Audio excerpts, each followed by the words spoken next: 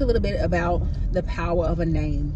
So my therapist asked me the question that she asked me at the beginning of my therapy journey with her, which is, who are you if you aren't the roles you play? And instead of saying I'm a mom, I'm an educator, I'm a wife, and all the things, I said I am a person who is a beginning baker. I'm a person who does X, Y, and Z. After like the third thing, she stopped me and said, why are you saying I, or using a pronoun instead of your name? And I'm like, I don't know, it felt like a default. And we talked about my association with my name.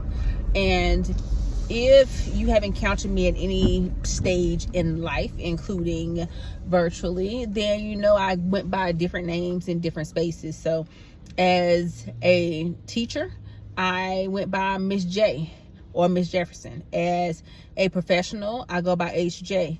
When I lived in Atlanta, which was in Florida, some of the hardest times in my life, most people refer to me as Strawberry. When I went through childhood, growing up with my dad and my siblings referred to me as Shell, and people who knew me through my dad referred to me as either Tater or Lil James. So very, very few people actually know and or used my name. So for me, it just became a space where like that was something for me. Like my name was for me. It wasn't for anybody else. So I called it almost like compartmentalizing myself. So if I was ever in a space and somebody said, hey, Miss J, I knew that was one of my former students. Or if somebody said, hey, HJ, I knew that was a professional connection. So nobody knew me, if you will. And so we talked about like how that is associated with power.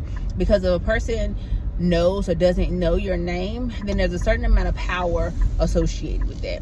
So I know that's a space that I still need to grow in and be able to accept me as like a whole person, one whole person who exists under a single name.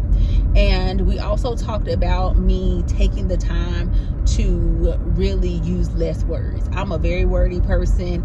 I can explain and mess out some stuff. Even when it comes to writing, the one critique that I used to get was my papers and stuff were stellar, but I used too many words. So I know that's a space that I need to work on. But one of the things she helped me look at was facts and only facts. Because if I really, really focus on just the facts, I can say what I need to say. The other thing she told me to focus on was don't respond to statements, only answer questions. And that's what the hell we're processing it.